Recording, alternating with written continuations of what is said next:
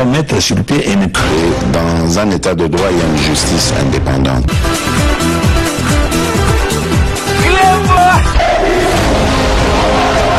Ce n'est pas pour rien qu'il faut des conseils.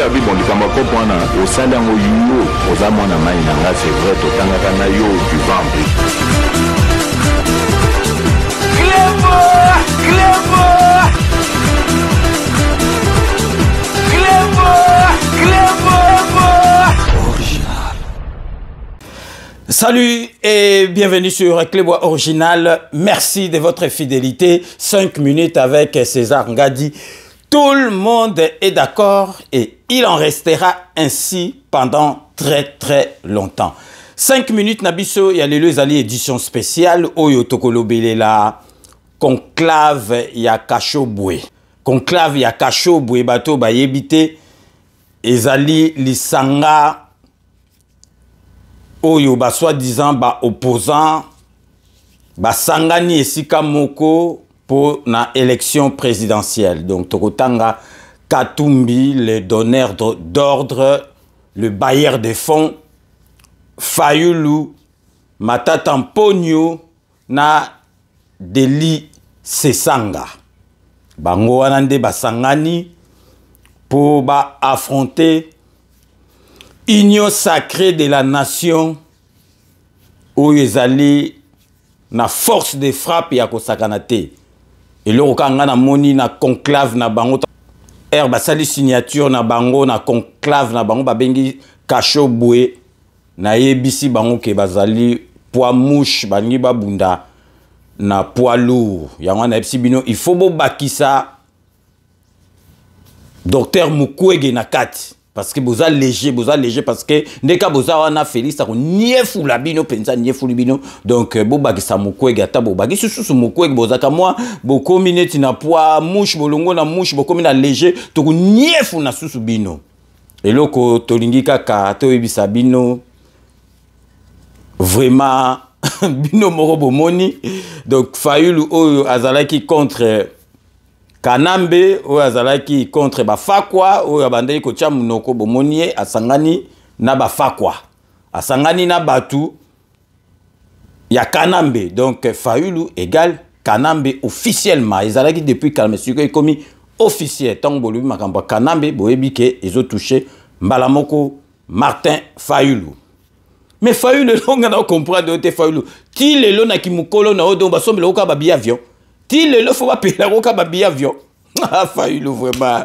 Donc si koyo ngai nazo sabino ka botala. Union sacrée de la nation o ezali siko représenté par Batu Oyo. Est-ce que Batu Oyo ya conclave oyo ya Kachobwe oyo Katumbi Fayulu Matata Mpogno na Sesanga est-ce que ba kosala poids penza na ba hyperkit na ba gauche ya batu oyo penza ya union sacrée de la nation bomoni que y a pas match bazana no bana il faut susu ba kolisa masolo parce que esika ba koleka kutu tozali komona te parce que botala ka équipe oyo yo na équipe oyo est-ce que vraiment match ça y a pas match donc isiko il faut bato ba tiaka tembe tant to lo bakaka démocratie kota na mboka na biso liberté de presse et kota na mboka na biso bomoni conclave oyo ya Kachobwe ezali ya opposant bato bazali contre Félix Antoine Tshisekedi ben bomoni yango balekisi yango na journal JT ya 20h s'il vous plaît 20h na chaîne nationale boyebi ke ba chaîne nationale na ba pays nyonso Afrique ezalaka chaîne ya pouvoir mais Fachi Beton a yekolakisa ke azako sala masolo moko. On dirait qu'à ba pays civilisé au bazan ba démocratie ou mais là botala masolo o ya Katumbi masolo oyo ba yuti ko sala na ba ndokinyo soto a Congo ba lekisi yango na chaîne nationale na JT à 20h. En politique, Moïse Katumbi, Martin Fayulu, Augustin Matata Mpogno et Deli Sesanga pour des actions concertées. Ses opposants au président de la République, Félix Antoine Tshisekedi Tshilombo, se sont réunis à Lubumbashi dans le Haut-Katanga et ont produit un communiqué que Fifi Mukundi a commenté. Regardez. Na era Mobutu, masolo oyo, ba papa Tshisekedi ba kwa ko lekate toke kutu musika na era ya Kanambe yo omeka ko lekisa masolo aboye ministre ya communication Longwe PDG ya RTNC Longwe cameraman no asali ki musala jouana na réalisateur na ba micro ba kangi yango ke na aner mais botala vraiment ata bolingi Félix Antoine Tshisekedi te ata bolingi ba lubate ata bolinga IDPS te ata bolinga Union Sacrée te mais makambo susu fo bondima chapeau bas bo féliciter vraiment Félix Antoine Tshisekedi régime na ye masolo zo sala donc ebisi bino makambo ya bakatumbi o basali na ba Fayulu eleki na journal télévisé il y a 20h na RTNC. En politique, Moïse Katumbi, Martin Fayoulou, Augustin Matata Pognon et Délice Songa pour des actions concertées. Ses opposants au président de la République, Félix Antoine Tshisekedi Tshilombo, se sont réunis à Lubumbashi dans le Haut-Katanga et ont produit un communiqué que Fifi Mukundi a commenté. Regardez. D'ailleurs, beaucoup de monde ba image. Bon, siko et logo tozo komito na boebi ke 5 minutes au édition spéciale les armulaï pensate et logo tozali ko tout na siko yo. Soki bakopona, il faut pas pona te mener na bango siko muta pesi bambonga za katum. Siko tango ba opona candidat unique pour oya ko représenter bango a poser candidature en tant que président de la République parce que bango tout ba okende ngwana te fo ba mutu moko pona ba tia poa.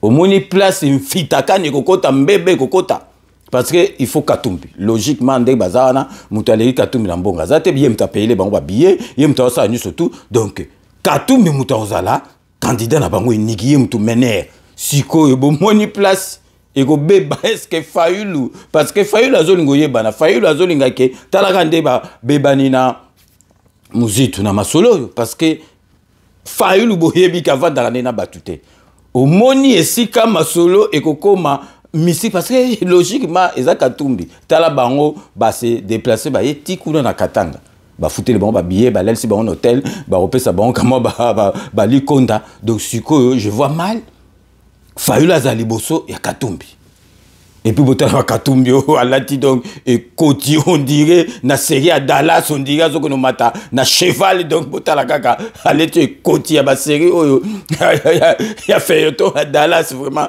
na ko sekana boposant on a vandi na seki penza ya ko sakana te donc vraiment eloko ezali ko bangi sanga pe na yebika ke ba ko bebana na bango kuna souhaité bo bebana te bo kende tina suka parce que so bo bebani bo ça déjà faible so bo bebani so bo panzani donc eza ko tutina mokote donc bo kende tina suka mais na zo sabino Fayulu avanda kana batute tango ba okoma parce que faut pas pour na candidat unique au be bango tout ba osala masona bango mutu na mutu apesi des ordres des na tina te soki bo sangani il faut mutu moko azali bosoneti biso ezali na union sacrée de la nation number 1 Moutou à train ezali Fachi Béton donc clair et net Fachi Béton sikoyo na conclave na bango oyo ya kasobwe wana ba signé entre Katumbi Fayulu Matata Mponyo Sesanga sikoyo nani aoza mener soki totali bien muta aoza mener Katumbi mais sikoyo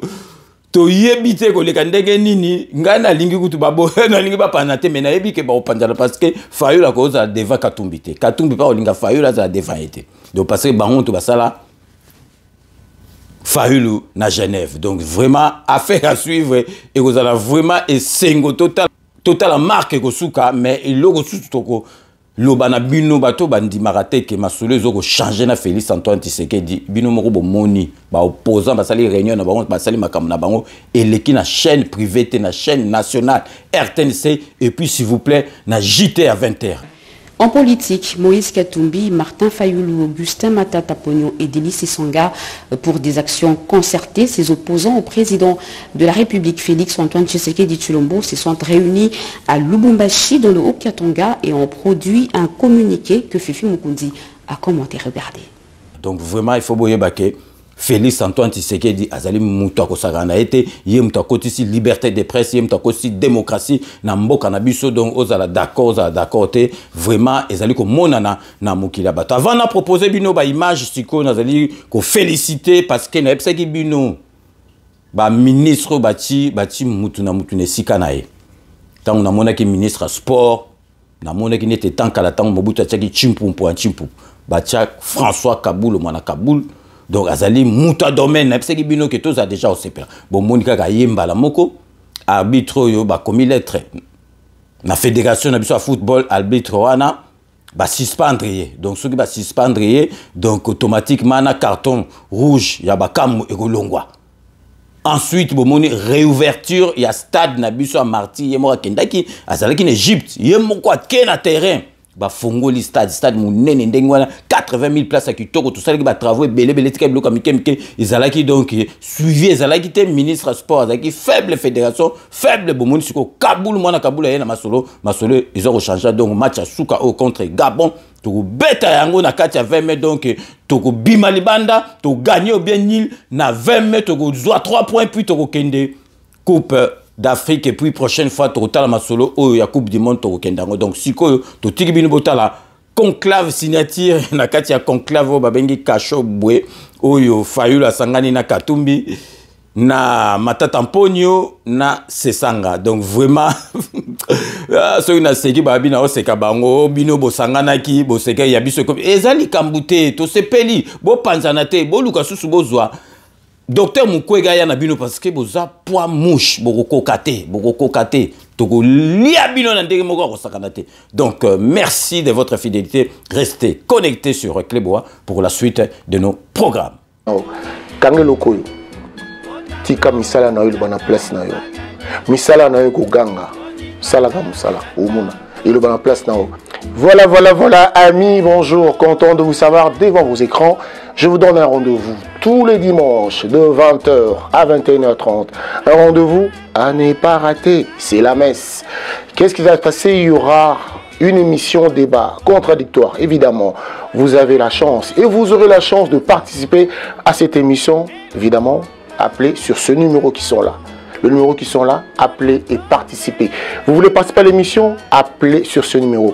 Vous voulez être invité dans cette émission? Appelez sur ce numéro. Il y aura beaucoup plus la vie de société et beaucoup plus la politique.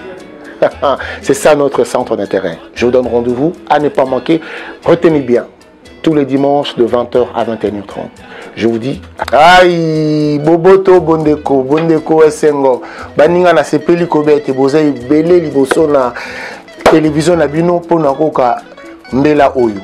Tous les dimanches, Mogonyo Soto Eyenga, de 20h à 21h30. Ozali, Tofanda Tosula. Et si Kanyo Soyo Zali, on va participer à la émission. Ba numéro yango. Yo Polimba Bengi sa on a katia o émission. Ba numéro yango yo. Bobenga biso. Tofanda Tosula. Ozana makamba koloba, yaka koloba. Olingi lokoyo, olobi olingi yango. Oboyo lokoyo, olobi oboyo yango. Yango te dit, Tofanda Tosula. Kange lokoyo. Tika misala na yo bana place na yo. Misala na yo ko ganga. Sala ka musala. Omuna. Il est dans la place na yo. Je vous dis à très bientôt tous les dimanches de 20h à 21h30. Kangelo koyo. Tika misala na yo bana place na yo. Misala na yo ko ganga. Sala ka musala. Omuna. Il est dans la place na yo. Kangelo koyo. Tika misala na yo bana place na yo. Misala na yo ko ganga. Sala ka musala. Omuna. Il est dans la place na yo. En politique, Moïse Katumbi, Martin Fayulu, Augustin Matata Ponyo et Denis Sesanga pour des actions concertées. Ses opposants au président de la République, Félix Antoine Tshisekedi Tshilombo, se sont réunis à Lubumbashi dans le Haut-Katanga et ont produit un communiqué que Fifi Mukundi a commenté. Regardez. Désormais, les opposants Martin Fayulu, Denis Sesanga, Augustin Matata Ponyo et Moïse Katumbi s'accordent pour les actions concertées autour de la tenue des élections dans le délai, le respect de la Constitution et le retour de la paix. Cette position est rendue publique dans une déclaration signée à Lubumbashi. Dans ces documents, ces personnalités de l'opposition réitèrent sans faille leur attachement à la Constitution et aux lois du pays ainsi qu'à leur stricte application. Toutefois, ils s'opposent à toute révision constitutionnelle à quelques mois des élections. Ils tiennent par ailleurs à la défense de l'intégrité territoriale. Pour ces leaders politiques, la République démocratique du Congo doit rester unie et indivisible. Cette déclaration augure une nouvelle ère pour cette partie politique à savoir l'engagement pour la citoyenneté et le développement SID de Martin Fayulu, leadership et gouvernance pour le développement LGD de Matata, l'envol de Deli Sesanga et Ensemble pour la République de Katumbi.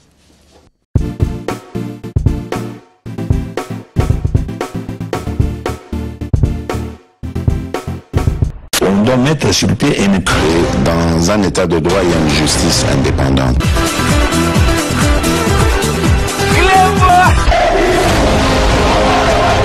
Ce n'est pas pour rien qu'il faut des causes. C'est vrai,